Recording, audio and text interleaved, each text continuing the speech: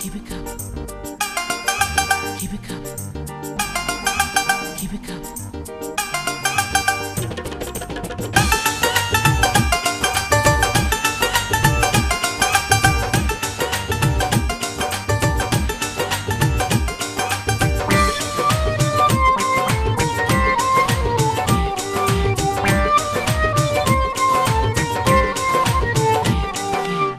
घरवा के बेड छोड़ के सूते जाला दुआरा, फेवरेट बिछौना एकर धानावा के पुआरा।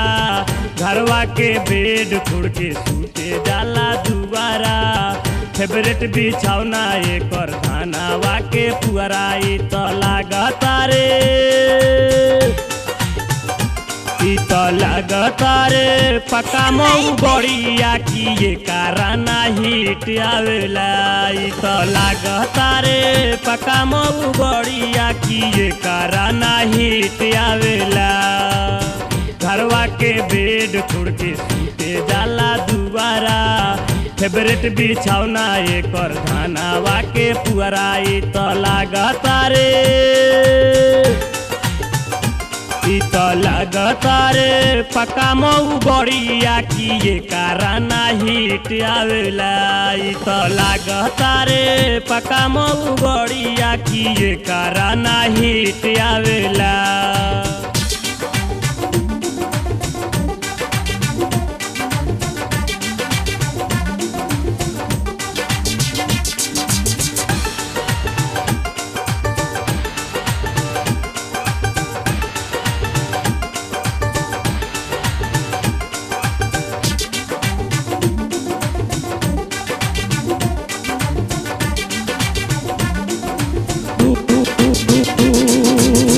नईकी के दुल्हा देख रहेला सटल, तू काहे हमारा से रहेला हटल।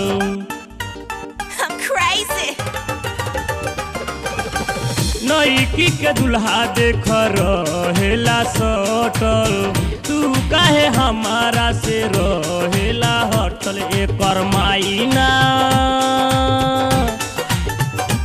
एकर माईना खियलक जय फरिया की ये काराना हिट आवेला। ई तो भइल बाटे पक्का मऊ बड़िया की ये काराना हिट आवेला।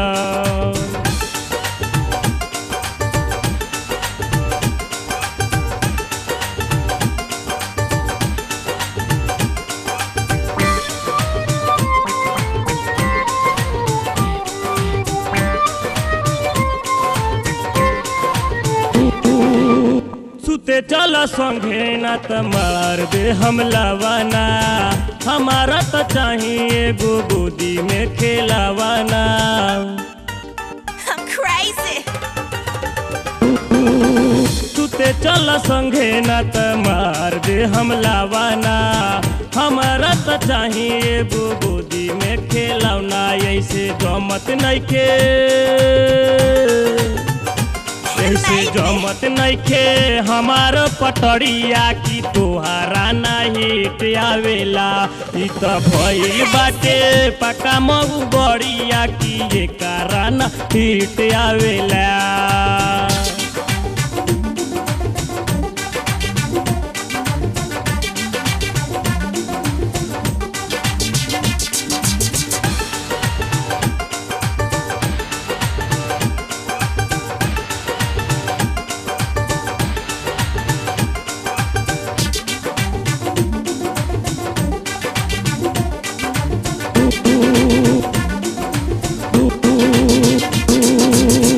रामाधर सुमित जी हो हमारा से कहेले, मारदा तोहर बाटे मारदा पटवाले।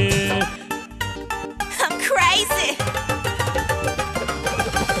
रामाधर सुमित जी हो हमारा से कहेले, मारदा तोहर बाटे मारदा पटौले। ऐसे मारता रे, ऐसे मारता रे छोटन जी नजरिया की तहारा ना हिट आवेला। ई तो भइल बाटे पक्का मऊ बड़िया की ये काराना हिट आवेला। ई त भइल बाटे पका मऊ गड़िया की ये काराना हेट आवेला ई त भइल बाटे पका मऊ गड़िया की ये काराना हेट